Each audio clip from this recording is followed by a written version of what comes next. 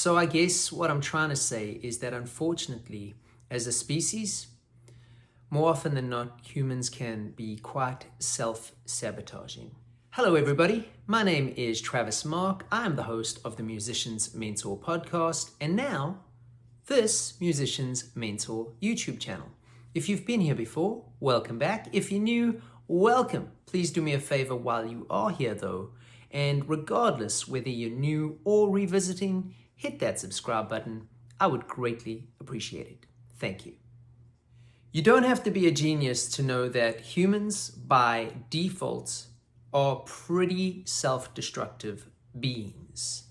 We like to take on problems that sometimes aren't good for us. And unfortunately, in the music industry, certain vices that can bring out the worst in us are often just given to us and celebrated because that's just the name of the game. Unfortunately, and not the first time in my career, I've recently noticed that an individual in one of the bands that I play in has become somewhat reliant on one of these vices. And while it doesn't seem to be actively affecting their musicality or performance too much, their behavior and persona towards others has definitely taken a turn for the worse.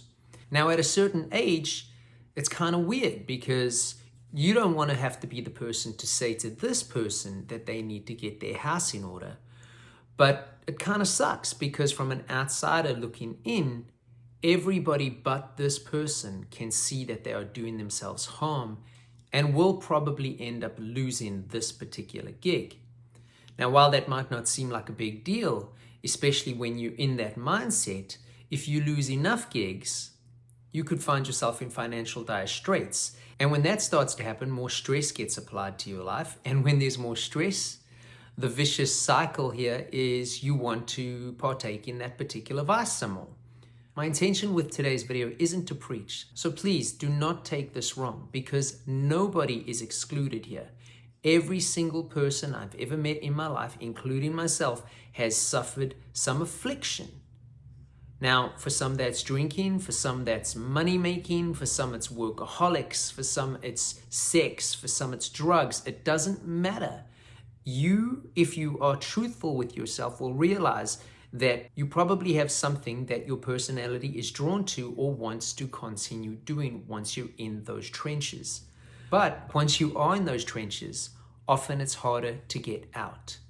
So the point of this video is to say that if you can try and work on your vices, if you become aware of them, if you can be honest enough with yourself to know that certain things make you behave a certain way and that you might be making a bit of a fool of yourself amongst your coworkers or your friends or family, then maybe you can work on it.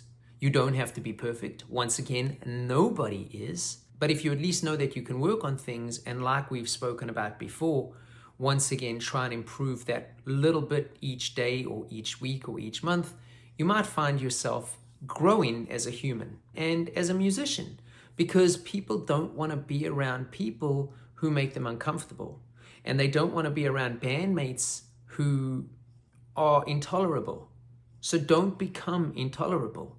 Try and be honest with yourself and work on it because you don't want your vice to be the reason you become unemployable.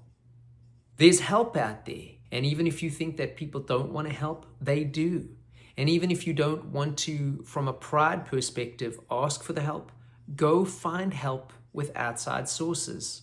Don't be scared to ask for help. You don't need to do this alone.